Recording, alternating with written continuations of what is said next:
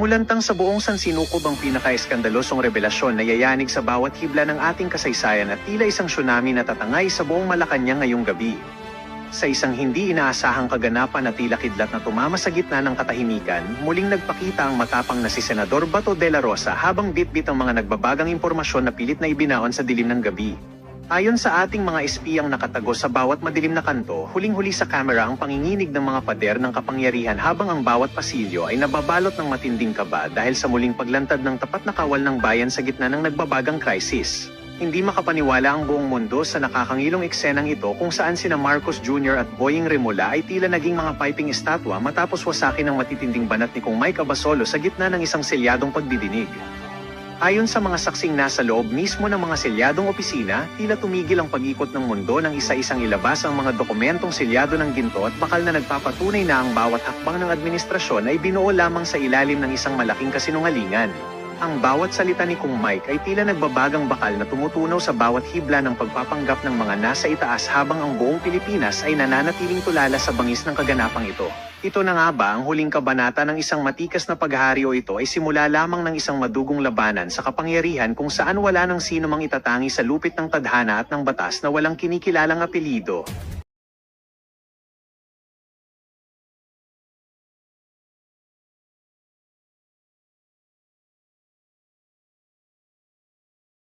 Eric, hindi mo kailangan i-destabilize ang gobyernong ito. Siya ang nagde-destabilize sa kanyang sarili, sa kanyang mga ginagawa.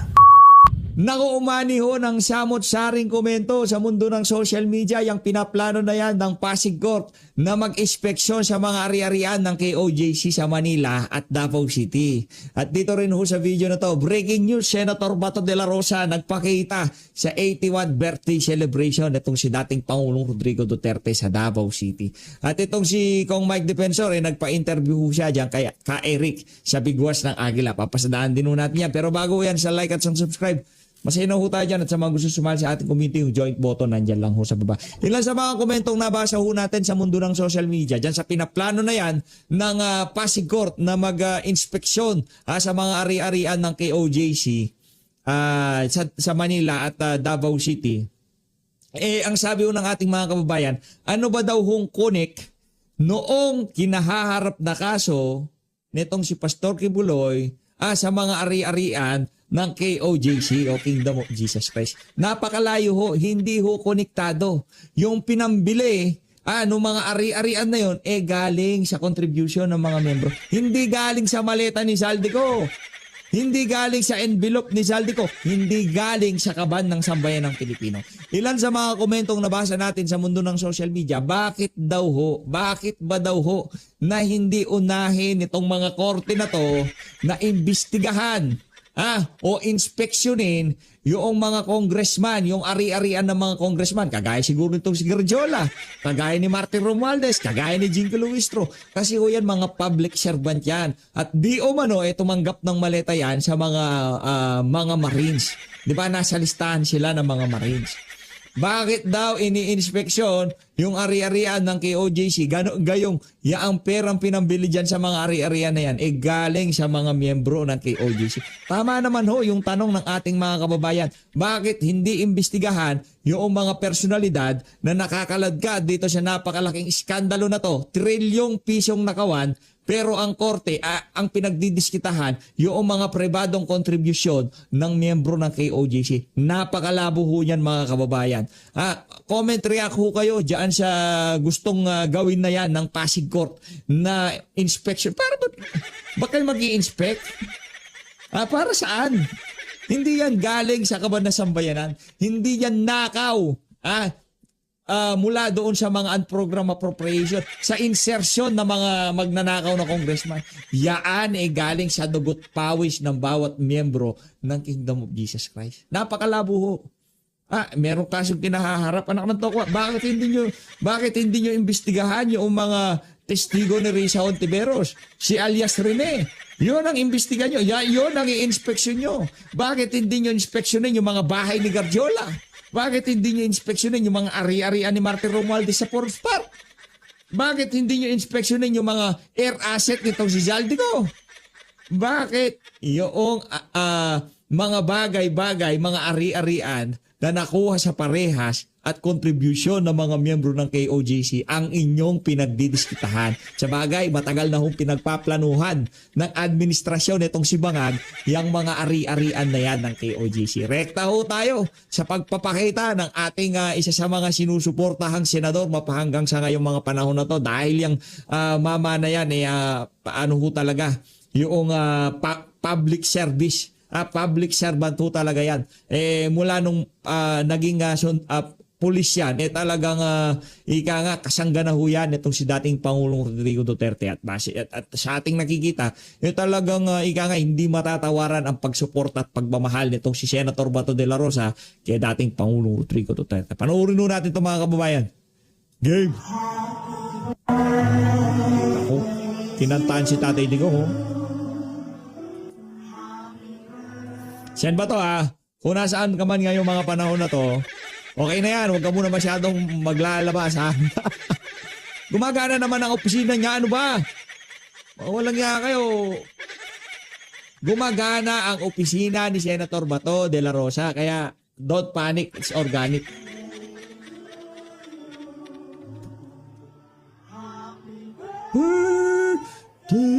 Happy birthday. Ay, si Sir Philip nandun. Daming tao, palakpakan. Happy birthday, PRRD. Ano ho kayo dyan? Comment ho kayo dyan. Happy birthday, PRRD.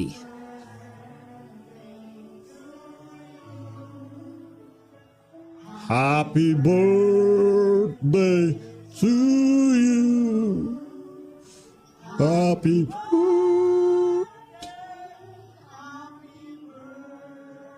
Ayun na nga mga kababayan, yan ang naging napakalaking pagdiriwang nito si dating Pangulong Rodrigo Duterte sa kanyang ika-81 birthday dyan sa Davao City. Rekta ho tayo sa interview ni Kong Mike Defensor dyan sa Bigwas ng Agila. Game! Lilingkod sa Bigwas ng Agila. Hindi pa po natin makakasama ngayon si Dr. Lorraine Marie Badoy sapagkat mayroon po siyang mga schedule na nag-conflict po sa ating episode today ng Bigwas ng Agila. But nonetheless, mapalad po tayo at makakasama natin ang isa po sa kinikilalang matatag na leader ng oposisyon sa hanay ng mga mamamayang Pilipino na nagtatanggol ng kabutihan at mabuting pamamahala laban sa pandarambong, laban sa korupsyon at pagtatanggol sa karapatan ng mga mamamayan. Dating kongresista at dating naging cabinet secretary po ito at may karanasan sa paglilingkod sa gobyerno ng naaayon sa interes at kabutihan ng mga mamamayang Pilipino. Ngayon, leader ng opposition movement ng sambayanang Pilipino para manindigan laban sa nabubulok at abusadong gobyerno ni Marcos at Romualdez. Walang iba. Kasama natin ngayon si dating congressman, dating secretary, Congressman Mike Defensor. Sir, Congressman Mike, welcome sa Bigwas ng Agila. Yes, Eric, magandang umaga sa iyo at sa lahat po ng nanonood. Isang karangalan na makasama ko ang isang Pilipino na nagmamahal sa kanyang bayan. Tuloy-tuloy ang pakipaglaban on paman. At alam ko, Eric, ang track record mo talaga sa paglilingkod sa ating bansa. And let me just always congratulate you and Dr. Lorraine Badoy dun po sa NTF-ELCAC na malaki ang naitulong sa ating mga kababayan at higit sa lahat sa pagunlad ng ating bansa. Maraming salamat ka, Eric. Thank you so much, Congressman Mike, for those kind words and very inspiring solidarity message sa pangbukas ng ating Bigwas ng Agila. Congressman Mike, first things first, why are you being singled out? Of all the opposition leaders, ikaw ang itinuturo na pasimuno daw dito sa paglantad ng former soldiers na tinuturing ng mga mamamayan, the real brave whistleblowers, the real brave men na nanindigan para sa kabutihan ng mamamayan. At subalit, instead na pakinggan ang katotohanan ng kwento at ang paglalahad ng salaysay para sa totoong mga pagbubuo ng tamang pagtingin sa kung bakit may pandarambong na nagaganap, ikaw at sila ang binabalikan at iniipit at tudutudong panunupil ang ginagawa sa iyo ng administrasyong Marcos Romualdez. Yun ang tawag sa kanila. Imbis na Marcos Duterte sana na tandem, Marcos Romualdez. Congressman Mike, please tell our people, bakit ikaw ang sinisingle out, kagaya din ni Ka Eric? Ikaw ang puno ng mga atake, intriga, panunupil at pati ngayon kaso at pagkakaroon ng threat sa seguridad mo at sa pamilya mo. Alam mo, Ka Eric, ang katotohanan, ako'y nanahimik ng matagal na panahon. In fact, noon pa man nakikita ko na kayo, no? Nagsasalita na, lumalabas na, at kini-question yung mga polisiya ng ating gobyerno. Ako naman nadamay dyan nung lumabas si Sergeant Gotesa. Nung lumabas yung taong yan, hindi ko naman siya kilala, nagpakilala lang isang malapit kong kaibigan, at pinakilala ko kay Senator Marcoleta. Nung magsalita si Sergeant Gotesa, ang itinuro niya, dahil yun naman ang kanyang nalalaman doon sa mga panahon yun, ay ang delivery ng pera kay Speaker Martin Romualdez. Kung nare-recall mo, Ka Eric, at kung titingnan mo yung mga nakaraang kong mga pananalita, ang sinasabi ko, si Speaker Martin Romualdez ay dapat ipatawag sa Blue Ribbon Committee hearing. Hindi ko naman inaasahan na magsalita si Saldico. At ang sinabi ni Saldico, totoo ang sinasabi ni Sergeant Gotesa, at ang delivery ng pera ay hindi lang kay Martin Romualdez, kundi siya mismo ang nag-aayos ng pondo para kay Pangulong Bongbong Marcos. Ayun. Noong magsalita na siya dyan, nagsalita na rin ako. Dahil alam mo naman, si Saldico ay chairman ng Committee on Appropriations. At pinakita naman niya, nilabas niya yung dokumento na ito yung mga ledger kung saan naglagay ng pondo ang Pangulong Bongbong Marcos. Ang sinabi rin niya na may ledger siya o yung sulat na libro na kung saan nilalagay niya yung mga delivery. Kaya ito, Ka Eric, nung magsalita si Senator Dante Marcoleta, binanggit yung aking pangalan, nagsimula na hindi ko na maihinto ang aking paglahok dun sa nangyayari sa ating bansa. Alam mo, napakahirap na pumasok katulad ng ginagawa niyo nung una pa man, no? Simula pa lang, kayo na yan, Ka Eric, kayo na yung Dr. Lorraine Badoy. Dahil ako'y nasa pribado eh. At hindi naman ako kongresista, hindi ako senador. Hindi rin naman ako kasama sa mga senador na kasapi ni Pangulong Duterte. Hindi rin ako kasama doon sa mga kongresista na kasapi ni Pangulong Duterte. Basta alam ko, nung nag-eleksyon, kinampihan ko si Pangulong Bongbong Marcos at si Vice President Inday Sara Duterte. Pero nung makita ko yung grabe, kasistematiko at malawakang korupsyon sa ating bansa, hindi na ako tumigil na magsalita. Dahil ang aking pakiramdam, kung hindi tayo magsasalita, kung hindi tayo kikilos, kung hindi tayo agalaw, ay wala na magsasalita tungkol sa bagay na to. Bakit? Paano nadamay ang Kongreso? Nadamay ang Senado? Nadamay ang mga kabinete? Doon sa delivery ng pera na sinasabi ng mga sundalo, hindi lang si Sergeant Gotesa, kundi maging ang 18 Marines. Kaya, ang nangyari, nagkaroon ng leadership vacuum. Kaya ako, kahit na ayoko magsalita, at palagay ko naman, Ka Eric, ang dami pang pwede na magsalita, na merong titulo at merong responsibilidad sa ngayon, ang katulad natin, Ka Eric Sedis, Dr. Lorraine Badoy, ang katulad ko, na nasa pribado, ay napipilitan talaga magsalita at mapaliwanag sa tao kung ano nangyari sa bansa natin, ang malawakang korupsyon na dapat nating ihinto. Ayun. Malinaw ang binanggit ni Congressman Mike. Nothing is personal. Against Martin Romualdez, against Bongbong Marcos Jr. It's all about the country. It's all about standing up and speaking out for what is right. Congressman Mike, hinangaan ka po ng taong bayan noong panahon na ikaw ay nanindigan din na ituwid ang pagkakamali sa gobyerno noong panahon na sumambulat din ang iskandalo ng Wetting Gate o yung ERAP Resign movement na naging movement ng mga Pilipino, which you were part of that mula sa simula upang maituwid at maiayos ang gobyerno. And this is nothing new to you. Given your track record as a respected at matapang na student leader sa UP at sa kilusan ng kabataan at estudyante when you were young. Pero ngayon nakita ko pati asawa mo, pati ang iyong pamilya, binit-bit na sa NBI, hinaharas ka na, at pati na ang personal na seguridad mo, at ngayon ay para bagang bumalik. Walang formal na deklarasyon ng martial law, pero yung instrumentalidad ng martial law, nararanasan ng kagaya natin na patuloy na pinipili ang landas ng pagsasalita sa katotohanan at pakikipagkaisa sa mamamayan na nilulupig ng abusado at korap na gobyerno.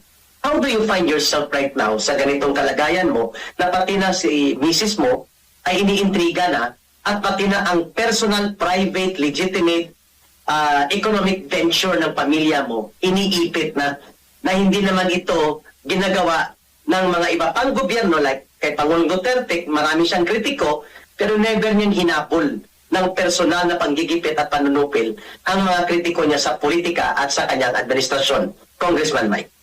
Tama yan, ka Eric. Yan ang isang nakakalungkot na bagay sa ginagawa ng administrasyon sa ngayon. Maging nabanggit mo nung kay Pangulong Erap, wala namang naging ganyan eh. In fact, kay Pangulong Erap pa nga nun, ang nangyayari, di ba may mga budget ng mga distrito, hindi niya ginipit yung mga taga Quezon City, yung mga taga 3rd District.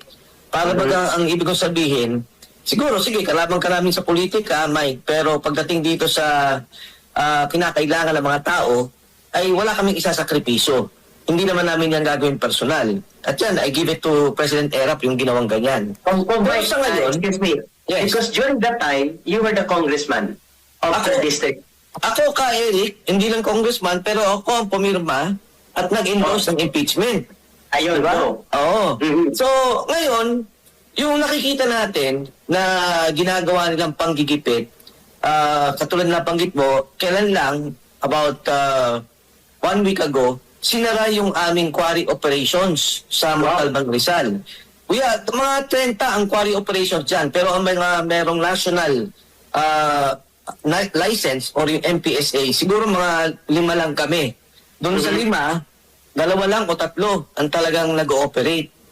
Ang mabigat doon sa ginawa nila, ni wala man lang investigasyon, walang batayan, pumunta lang doon. At sinabing, yung mga nakikita namin 2-3 years ago, ito yung batayan para sa pagsasara namin. 2-3 years ago, tapos na yun eh.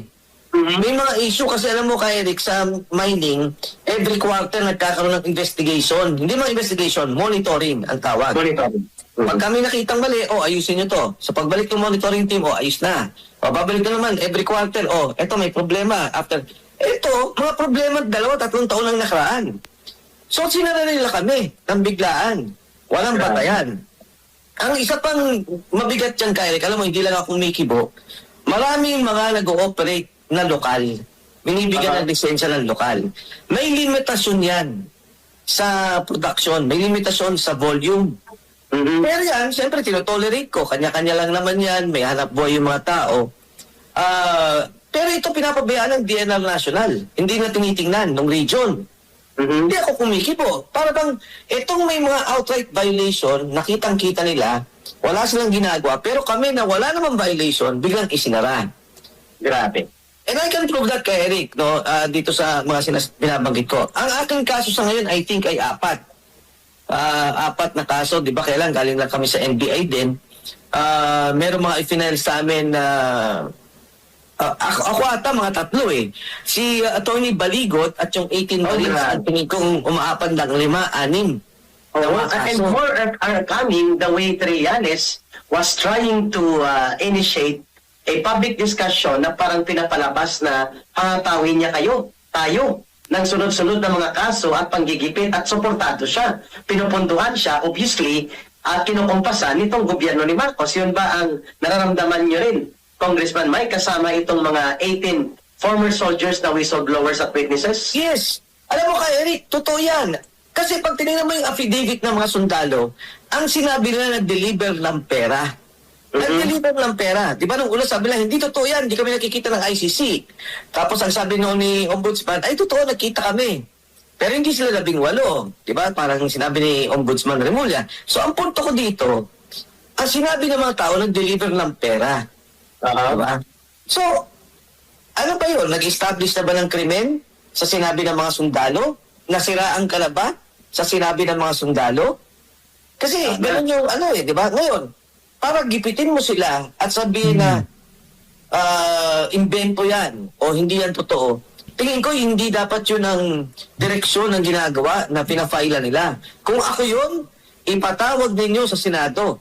Ipatawag ninyo sa impeachment hearings Kung kinakailangan nila ipatawag, at harapin. Di ba? Hindi totoo yan. Walang ginawa. Pero hindi eh. Ang ginagawa, ginagamit yung batas, ginagamit yung korte para kitilin na huwag ka magsalita. Na ang katotohanan naman, sabi nga, tinanong ako eh, wala naman sinabi yung mga sundalo na nagnakaw ka, yung mga diniliberan. Sabi ko, wala naman eh. Ang sinasabi ng sundalo ay bilyon-bilyon. Ngayon, ang collection dyan ka, Eric, ang sabi ng gobyerno, ang boss nila, ang mastermind, ang hepe ng nakawan dito sa ating bansa. Kung ito ang mastermind na nagdakaw at yun din ang sinabi ng gobyerno, nagnakaw, at yun din ang sinasabi natin, maging naman ang oposisyon, hindi naman sinasabing santo si Saldico. Sinasabi natin, kaparte ka ng pagnanakaw, at ito yung mga tao nag-deliver ng pera eh. Ngayon nagsasalita yung nag-deliver ng pera, ang sinasabi ninyo, sinungaling. Nung nagsalita yung nag-deliver ng pera, ang sinasabi nyo, hindi katotohanan. Ano ba talaga totoo? Saan ba tayo papunta? Pag pinatawag nila yung 18 Marines ka, Eric, magugulat sila. Ang kwento, natural, walang malisya, walang politika, walang itinatago. Kung gusto nilang harapin at sabihin nilang kasinungalingan, harapin nila. Kung gusto nilang litisin, di ba? O sabihin nila na hindi totoo ang mga sinasabi, harapin nila. Pero wag nilang gipitin. Wag nilang itago ang katotohanan. Huwag nilang patahimikin dahil ang ginawa ng mga sundalo ay para malaman ng bansa ng sambayanang Pilipino ang katotohanan na nangyayari ng delivery ng mali-malitang pera sa mga lingkod bayan ng gobyerno. Ayun. Congressman Mike, direktahin na kita. Ikaw daw ay pasimuno ng destabilisasyon.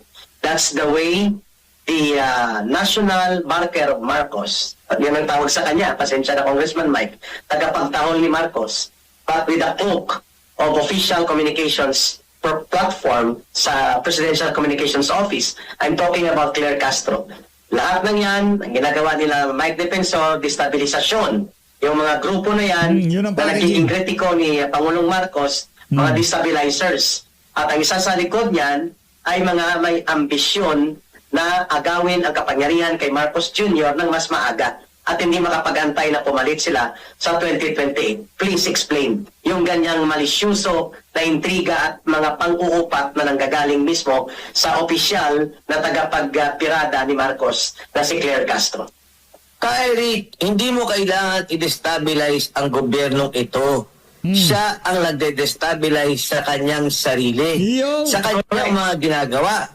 Pero pasukan natin kung ano yung sinasabi nila na destabilization. Kailan lamang, di ba, nagsalita ang Iglesia ni Cristo. Inulit ang kanilang pananalita. Ang sabi nila, pwede ba maging transparent tayo? Pwede ba maging accountable tayo? May mga nagsalita na mga obispo ng Catholic Church. Ang pananalita, pwede ba maging transparent? Pwede ba ayusin natin? Gawin nating malinaw kung ano yung investigasyon.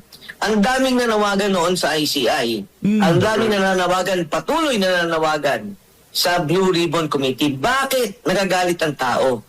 Hanggang ngayon, wala silang nakikitang linaw kung sino talaga ang parurusahan.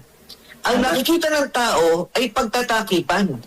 Ang nakikita ng tao ay paghinto ng investigasyon sa mga taong kakampi nila. Diba? Isipin nyo, nagsalita si Sergeant Contesa. Pagsalita, nakita ng taong bayan, kinasuhan pa siya sa korte. Tapos biglang nawala. Ang sabi ni Sergeant Contesa, nag-deliver ako kay Martin Romualdez. Nagsalita si Senator Ping. Ang sabi ni Senator Ping, yung sinasabi ni Saldico hindi totoo. Ang sabi ni Yusek Bernardo sa kanyang affidavit, ang nag-deliver ng pera sa utos ni Bersamin, ni Executive Secretary Lucas Bersamin, at ang Secretary Pangandaman, inutusan si Adrian Cristobal at saka si Tregib Olaivar. 8 billion kinuha nila. Nung inimbestigan, huminto ang investigasyon. Nagsalita yung 18 Marines. Sabi ng 18 Marines, dito kami nagdi-deliver ng pera. Ang sinasabi nila, ayaw namin patawag. Kasi parang masyadong sobra yung kwento. No? Masyadong exaggerated. Ito ang nakikita ng tao eh. Kung talagang sincero ang Pangulo na imbestigahan at mahiya naman kayo, dapat pa nga matuwa si Claire Castro. na tumutulong tayong kumuha ng ebidensya para ilabas ang katotohanan tungkol dito sa nakawan. Ang masama, kung pinagtatakpan na nila ang mga tao. Ang masama at lalo tigit na masama, kung si Bongbong Marcos pinagtatakpan ng kanyang sarili. Ayun. Kung siyang mastermind at lumalabas itong mga katotohanan na hindi mapigil at patuloy na nagsasalita ang mga tao, paano na? Ayun, magandang punto yun. Congressman Mike, you don't need to destabilize a government that destabilizes itself.